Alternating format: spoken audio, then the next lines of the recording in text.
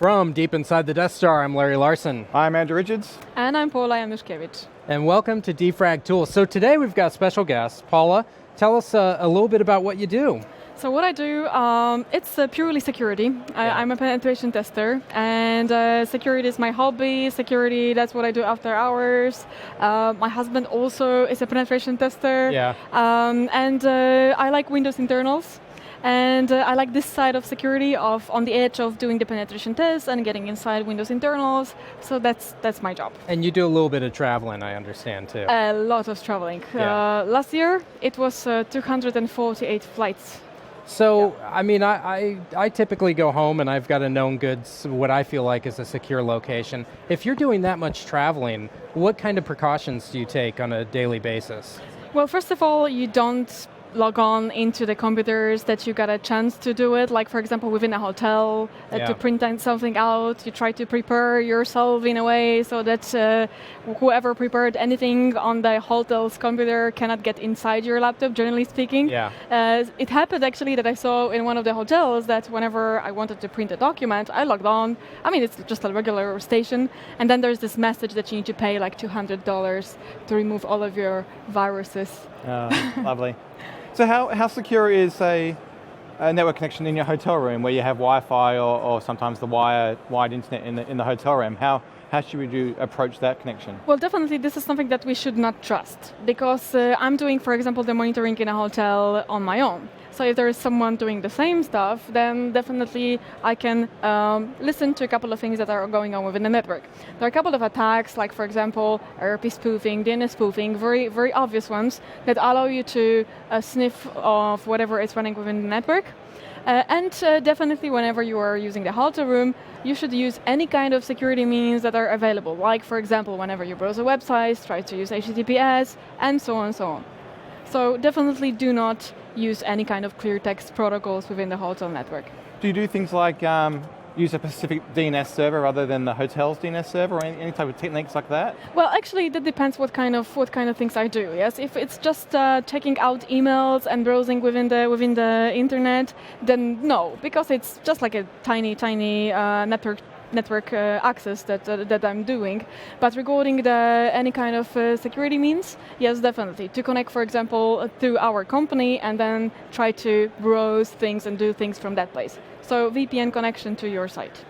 So yeah, if you have like direct access particularly, which helps you get back into your corporation, RDP to maybe a PC that you have at your desk that you know is probably more secure, and then go outbound? Definitely. So direct access is a fantastic technology that is actually preventing from that, yes, because you're immediately on a secure site. Mm-hmm. And of course, if the company has that implemented, because it's still approaching. It's not that popular technology, but definitely there's a lot of customers that I know that actually implemented it because they know it's a secure approach. Yeah. So I've got some random questions here. Let me throw these at you. Sure. I was cleaning out my car and I found a thumb drive that I did not recognize, no idea where it came from. What is the best way for me to look at that, see what's on it, see who it belongs to, that kind of thing? Yeah. Or is it the kind of thing where if I see that, I should just throw it in the garbage? A little bit like that. If you do not remember it, but on the other hand, you may not remember that you put some secret data on it, and that the problem happens. First of all, that reminds me a tiny thing. 2 years ago, I think, I was talking on TechEd about the tiny USB stick that is called a rubber ducky. And it's not really a USB stick, it's a keyboard. It has a keyboard chipset in it, and it doesn't need any kind of special driver. Mm-hmm. It just works, you plug it in, and then it starts typing the characters. Yeah. There's also a place for data within Rubber Ducky, so you can save your documents over there, and it looks like normal USB stick, but underneath it behaves like a keyboard. Well, one of the approaches would be, if you don't remember it, like really do not remember it, you should definitely not see what is on board. And if you are like, okay, I would like to check out, then definitely do it on a separate machine if you do have one, and then you can always dig in, make sure that the machine is disconnected from the network, and then be prepared for the situation that you will need to simply destroy that machine, just in case. But even if you take that much precaution, can you still not be sure that it had a rootkit that it couldn't be seen, or something that's not detected yet? Definitely, of course. I mean, you can still think it's okay, but it will not be okay. We do not expect like regular home users to be rootkit analyzers, right? Yeah. So prepare the machine that you will definitely not use later. Okay, all right, next question. That sounds like too much. Let's say there's a row of machines like there is out here in the hallway, and I've got a thumb drive, I want to print out my PowerPoint deck, and I just would walk up and plug that in theory. Is that something that I should avoid doing at all costs? Should I use a thumb drive that I can throw away after that? What would Paula do? Is the What would question. Paula do? First of all, why do you need to do it? You've got your own laptop. I don't have a printer, and it has a printer connected to these But you can machines up configure here. printer to the network. You can do it. I mean, do whatever you can do to avoid such approach. Yeah. That's what I would say. Unplug the printer and plug it into my laptop, Yeah. find the driver. Yes, definitely, Okay. and print it like that instead of like walking with your USB stick to the computers that everybody can touch. Yeah. So just in case, I mean, still maybe the computers are not really allowing to do anything malicious on them. Then but there must be always someone, maybe someone on the other side actually preparing these computers. I don't want to really get paranoid, but preparing these computers to do something to you, which probably on a Microsoft conference will not happen, will it? No. So, I mean, we're just talking about USB sticks, but they have these stations where you plug your compact flash in for printing photos and stuff. And well, a lot of these things still have Windows embedded underneath them, right? Yeah. Is it equally as dangerous to put in another type of storage device? Well, I mean, there are many stories like that, and there might be something going on that particular box that's going to, for example, put something on your USB stick. User will never notice that. That's how, for example, Stuxnet came to the field. The first injection was with the USB stick. Someone came, plugged it in, and then through vulnerability and explorer.exe, the files with the you don't really manage to blink your eyes, and the files are just not there, and people may not even notice. So definitely, we should avoid such situations. And whenever you do have such a USB stick, maybe it's possible, for example, to have it a bit lockered. Could be. I mean, without the possibility to save data on it, only for read, only to read what is within. There, BitLocker to go executable allows for that, so maybe this kind of precautions, but still, we should avoid plugging USB stick into not our own computers. I think it's the best recommendation. Okay, next random question. You're at a party and you meet someone, and after a while they talk about how they're running Windows XP at home. First of all, do you judge them? What's going through your mind right then? And then do you say anything like, maybe you should upgrade, maybe you should have something a little more modern? The thing is that I don't really go to the parties. Okay, all right. But let's say that I went on a party. And the first thing is that Windows XP, it's from 2001. Yeah. Yeah, it means it's very, very old. If we imagine the kids that are growing within that time, the kids are getting really big. If we imagine that's 12 or 13 years, yes? So this is the first thing. Second thing, if you check out the set of the Windows XP wallpapers, that are added to Windows XP, I mean, I think it's a sign of something being really old. Yeah. These bits, these blue pictures, I mean, that looks really ugly. And it shows that technology, of course, it's old. Right now, of course, we don't have a situation that doesn't really encourage to use Windows XP. Yeah. So I would say that maybe it's just nice to have a look at the newer technologies. Yeah. But maybe this person just needs Windows XP. I mean, who knows? You know probably these guys that they say that they will never move for Windows NT. Yeah. Yes. I think a lot of XP-based systems have enough CPU grunt and memory grunt to run Windows 7. Vista was a bit hot or a bit heavy, but I think 7 and XP are kind of close enough that you can get quite a far way. So unless the program is doing some UAC rubbish, there's no real excuse not to go to Windows 7. And then if you then have the opportunity to go to new hardware, then you should obviously be a much higher OS version, so you get more and more security and safety and features, right? Yeah, and availability of applications. Yes, some of the applications, they will not, for example, work on the Windows XP, and they are written right now by developers to run on Windows 7. So that's this is a quite opposite story, because we had this problem with Windows Vista. There were no applications. There was a lot of problems with applications running on Windows Vista because of changes. And right now, times have changed. Yes, nobody's writing older applications. I mean, that's logical. Okay, next random question. Yeah. Bitcoin. Thoughts? Is it safe enough to have all my money in Bitcoin? Yeah, it's the first thing that I ask you at the beginning is that, is this question correct? I mean, politically correct, because it's... not on Channel 9. Not on Channel 9, no. I mean, I will definitely not do anything that has something to do with Bitcoin. Yeah. So that's like my approach. And like easy money, it's maybe tempting, but it never ends up positively. Maybe only for a few people in the world, and that's it. I think it also has a monetization issue. If people decide to get rid of Bitcoins, the value of coins drops considerably. And I know that the US Marshals took a massive seizure of Bitcoins, and it was like a third of the world's Bitcoin worth. But they can't turn it into real cash because it will collapse the Bitcoin dollar. Yeah. And so there's a monetization issue there. And until it gets to a certain scale where it's up into the trillions of dollars, you really can't back this type of random $1 million outlays. So there's a risk in the market. Definitely, it's like speculation with currency. I mean, who can plan that? Nobody can plan that. You can predict a little bit small moves, but that's it. Okay, next random question here. Do you have a digital file with all your passwords in it? Okay, yes I do. What format is it in? Word doc, Excel? Oh, no, not like that. Flat file? No, sorry, no. I'm using a KeyPass to store my passwords. Okay. And this is additional like a third-party software that you can download from, of course, from the internet. And you store over there all your passwords that you use for a certain types of website.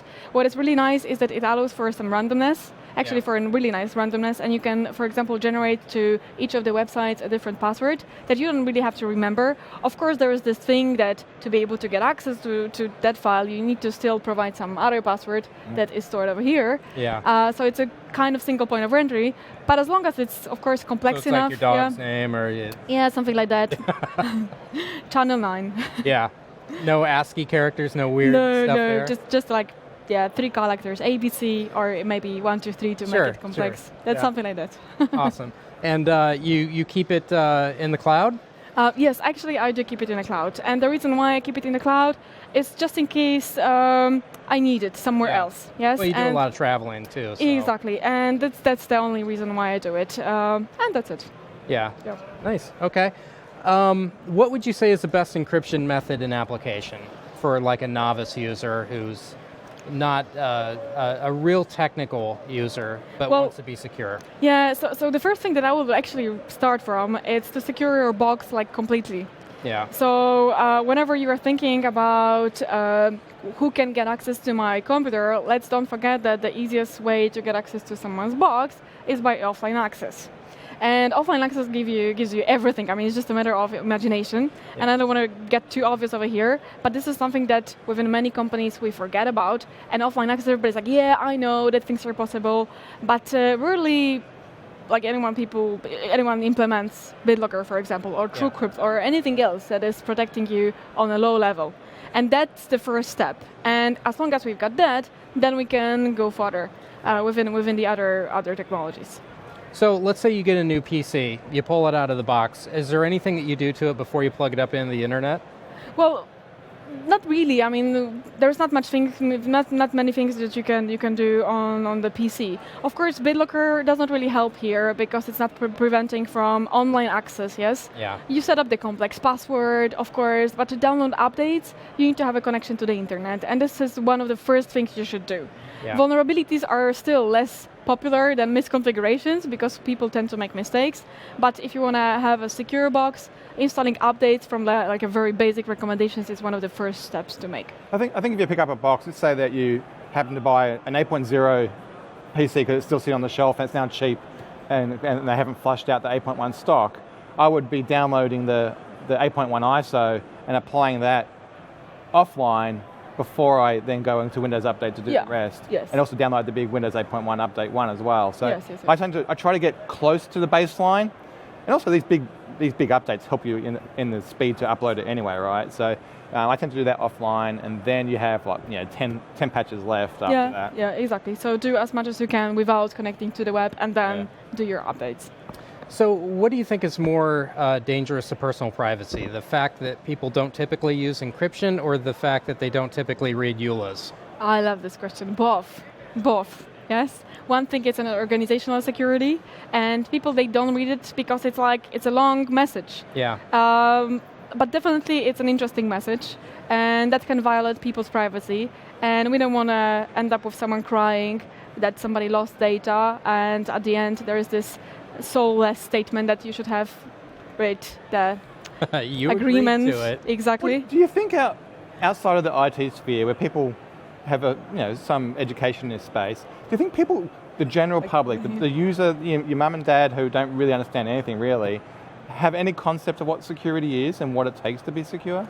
Well, they know the value of information, yes? And they don't want, for example, pictures of a daughter to leak because they know that there can be the bad guys on the other side that can make a use of that. So they know this. They know the social stories. The more social stories they're going to hear about security, the better. But definitely not. Definitely not. Do you think Microsoft does a good job in making Windows secure as best it can? Yeah. I mean, definitely yes. Yeah. Do you think there's a lot of people, security is top of mind in the last year at least. I mean, it's a lot of people who typically don't talk about security are definitely talking about it. Do you think the future is more secure because of that or less secure? I think we are getting better, like in general. Of course, if we think right now about Windows NT 4.0, or the other system, then I mean, we see how times changed, yes? Yeah. On the other hand, probably within a couple of years, we're going to look at some other technologies that we are using right now, and they're going to be like, oh, really? This was like that, and so on. But still, awareness is here because the information-related stories are in use, so people definitely pay more attention to privacy, to what they do within the internet, to what they open, and so on. So the trend is positive for now. There are still sad stories happening, but the trend is definitely positive. And I think we're going to get a little bit more secure up to some certain level that people will stop feeling that there's this balance line that they're like approaching and it's like too much. Okay, I don't care. They're going to get to the point that they don't care because it's too much effort that they need to put in it. So we are definitely getting better, but probably we're going to stop somewhere and it's going to continue like that. I think you see that in the social sphere a lot. Look at the Facebook feed now compared to what you saw in your feed a year ago.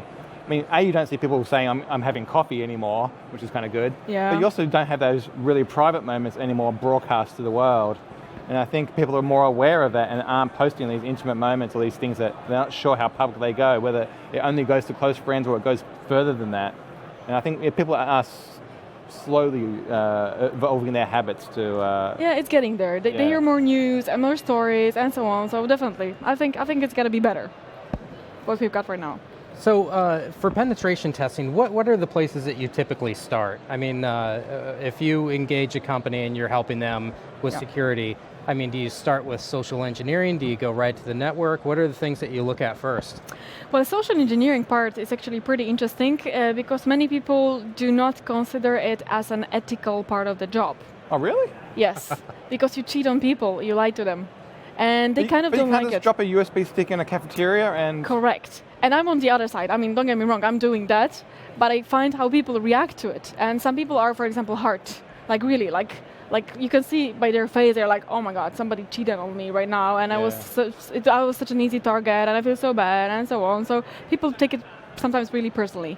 But in general, I prefer, this part of the project is really nice. As someone who's trying to get in, you do what works. So if that works, then... Yeah, exactly. And for me, it's kind of easy because whenever I go to a certain company, there's a bunch of departments that you can target. That depends on the goal of the project. But girls in marketing are always nice. And we always have something to talk about. And not really searching a long time ago, I was at the customer side, and the part of the project was actually a tiny social engineering project. And what I did, it was like a one-day assignment, very, very simple. I took a USB stick, and I get to the company, and I asked people to print the boarding pass for me. Very common request, makes sense, yeah. Exactly, and there was a really nice lady. When I entered her office, this was the human resources director, and she was like correcting her makeup. And I was like, oh, I'm sorry to disturb you, but I'm kind of new here, and I'm in the need of printing the boarding pass because I'm flying tomorrow, and I'm kind of ashamed. I don't want to humiliate myself in front of everybody's eyes, and I couldn't afford a printer, and so on. Can you help me out? And she's like, sure, honey, do whatever you want with my computer. This was the comment. So I was like, okay, no problem. So I plug in my USB stick, and I was like, you see, I'm just going to explain this to you so that you feel comfortable that I'm not doing anything with your information, okay? And she's like, okay. It's like, I will open this executable, okay? And she's like, okay. And then we're in, yes? So, it sounds like a funny story, but at the end, of course, I get in. So this was the part. the social engineering part. But from the networking perspective, of course, it's like the typical thing that depends on the goal. But if the goal is general to check out if the company is secure inside, then you need to, of course, start from the internal recon, like what kind of services you've got running, how the network architecture looks like, what you can see from where you are, and so on, what you're dealing with, any other operating systems that could be, for example, not up to date, like Windows XPs. So this is the type of the information that you search. And if someone who wants to get into this, what are the places that they would start? Well, it's a really broad question. First of all, if you want to like jump into the subject from the technical point of view, Mark Kristinovich's book, Windows Internals, it's a good start. Yes, the basic understanding. I mean, not really basic at the end, but the understanding of what is going on within the operating system. Defrag Tools show is fantastic because it's about that. Yeah. Yes. It's a weekly bit size consumption of that each week, yeah. Exactly, so it's a practical point of view on Windows internals, which is amazing, and hands-on, definitely, during the shows. One of the things is practice, practice, practice. So whenever you see some session, whenever you see some videos on the YouTube and so on, download the tool. Probably you're going to fail like 10 times, but the 11th time is going to be good. And then you got your experience. So hands-on, it's the best thing to do. And the point of in security is that security is always changing. Yeah. And it's really hard to keep up, like really hard. There's a problem, there's a patch. Okay, so this is not your thing anymore. There's a problem, another problem, there's another patch. Okay, so now we need to search further. It's constantly going. Are there any hacking movies that you don't roll your eyes at? No, not really. There are none. Like what are movies? Yeah, like The Net. Hackers. The Girl with the Dragon Tattoo. Any of those that you just don't, I mean, Mark Kristinovich's books, though, aren't too bad. They're semi-plausible. There's no real point where you go, really? I mean, they do kind of stay on the line. They show the social engineering side of things, where more of the blackmail, more darker side of social engineering. The techniques are standard techniques. A lot of them are sysinternals tools in disguise. He doesn't say the word sysinternals, but that's what he's describing, unsurprisingly. I think if you want to, I think those three books particularly, or the third book which will come out soon, it's just a good way of introducing yourself into what's possible and what happens. And he actually, the first book, Zero Day, is actually a foreseeing of Stuxnet. And it actually was released before Stuxnet, which makes you go, Mark, what have you been doing? But it is a very good, it's like a nice, easy read to understand what security is, right? Yeah. And how it's a multinational thing. It's not just, a small little teenage kid in a it doesn't apply to me thing, yes. Yeah. So what are your thoughts on internet voting for government leaders? Is it too risky to even consider, or is it something that you think is a few years out and would be secure enough to trust? Well, first of all, it must be nicely planned and designed, yes, because whenever you implement new technology, there's going to be always someone to break it. Yeah. And in such a scenario, there's going to be a lot of people to break it. Yeah. Even for fun. For error there. Yeah. Well, let's see how the time flies and what kind of technology is going to be brought to the field within the time. I'm not saying no. I mean, it's a good idea because it's very modern, and that's how we would like to see it working. But on the other hand, there's a lot of threats, particularly right now when we are discussing the information security and the events that we had recently. And this is something that probably is putting this a little bit in time ahead. There's also the operation of it, right? That someone can easily do a denial of service attack against it and just bring down the whole voting thing. And then you kind of lose trust into, did I get my vote in? Did I vote twice? Did I vote once? Did it get missed? Do you scrap it and reschedule the whole thing? Some votes come down to hundreds of votes. We saw that, I think, some of the US elections, right? And so it needs to be accurate. It needs to have a certifiable breadcrumb of evidence back to that. Definitely. I think it's interesting where there's some countries in the world, Australia is one of them, where it's mandatory voting. Right, and so you literally can go, here's every person who's voted and here's their vote. You've got a checklist. So it's a completely different story versus like the US where it's optional voting. You don't really know whether there's a miss or not, because you don't know whether they turn up for polling or not. And so I think you can get different levels of, confidence around the voting system based on the political environment or the constitutional environment that the voting's done under. So personally, I love mandatory voting. I think it's one of the best things ever. Yeah, I agree totally. I'm on your side. I don't like the $120 fine if you forget to go do it, but I am a fan of mandatory voting. Yeah, me too. And regarding DDoS, I mean, if the whole internet's going to be against you, what can you do? Yes. Yeah. So there's like so many things going on around that, and we've seen like so many examples of the companies, like really, really world-known companies that were brought down for a couple of hours or even for a day just because someone wanted to put them down. So things are possible, and for the voting system, I mean, this is one of the things we should take into consideration. So, well planning, the good planning here, yes, because that can happen, but we should have at least some method to manage this. Talking about that type of global stuff, do you think there's enough security around the namespace servers so that traffic isn't diverted to somewhere else? Do you think that whole infrastructure, because that really is what guides the internet, right? If the name service system's not stable or secure, then all bets are off. Well, that's why we've got the zone signing, yes? Yeah. That's why we've got, we started the discussion about that. Well, the reason why we implementing it is because there is always a risk that that's going to happen on the ISP level. But still, I mean, not many. There's a big list that you can check out within the internet that many countries actually signed their zones, but there are still the ones that did not. And I think we should definitely get into the direction. It's not popular, but we are getting there. And both, of course, from the external perspective for your public zone and for from internal's perspective to avoid DNS spoofing and that kind of stuff. Does IP4 versus IP6 play any role here in security? Does it really matter what transport you're on? Well, from that perspective, that depends what kind of technology we're using. Yes, for direct access, it definitely plays a role. But no, not really. There are a couple of situations within IP version 6 that haven't been mitigated, that are security related. So like spoofing type things? Exactly. So IP version 4. I think we are familiar with that, yes, and we know how to manage it. IP version 6 is something new, and people still are like a little bit like that. They don't need it, that's why, and it doesn't bring any kind of new services to the field in their minds. So, and they're fine with whatever they are using right now. No, not really. Do you typically encrypt your email? Good question.